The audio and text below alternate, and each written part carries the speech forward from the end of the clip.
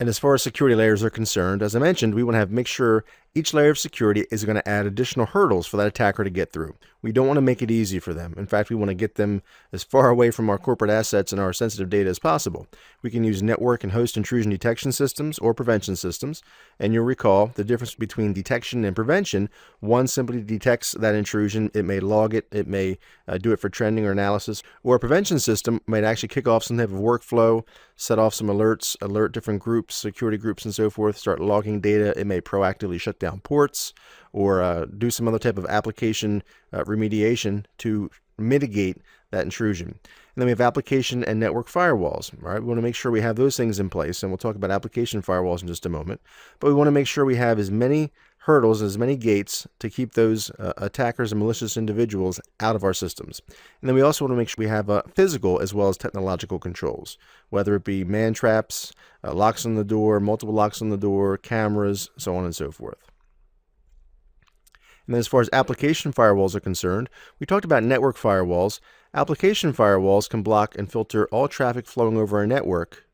Or, as I mentioned, with an application-specific firewall, they can be kind of geared towards that one specific application and do deep packet inspection.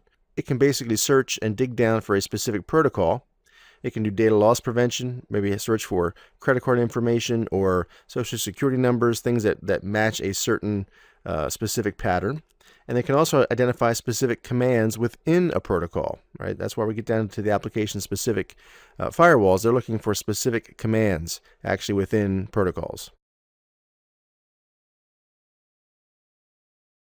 Okay, next is manual updates. And you may be saying to yourself, well, manual updates is exactly the opposite of what I want. I don't want to do things manually. I want to automate everything to make my life easier. Well, I would agree with you to some extent. Automatic updates can be a security challenge, however. Okay, and if you think about it, if you allow applications, operating systems, and so on and so forth to push out automatic updates as soon as they're made available, automatically push it out and install, well, that doesn't give you enough time to fully test. All right, so it doesn't give you time to do regression testing. It doesn't give you time to see if that doesn't break something else, some other application, something you didn't intend to have happen. So manually patching allows for testing and downloading. You can download those things to a separate network if you have a lab environment or some other type of kind of a sandbox environment. You can download those patches and those updates. You can test it, regression test, user acceptance testing. Make sure the applications themselves still function as intended. Once all of those things are verified and kind of vetted out through that process, then you can go ahead and deploy those patches and those updates to the network. So you want to make sure that a systems administrator or a security person looks at that update and actually then gives the AOK and says, okay, these things are good for prime time. Go ahead and push out and deploy to the environment.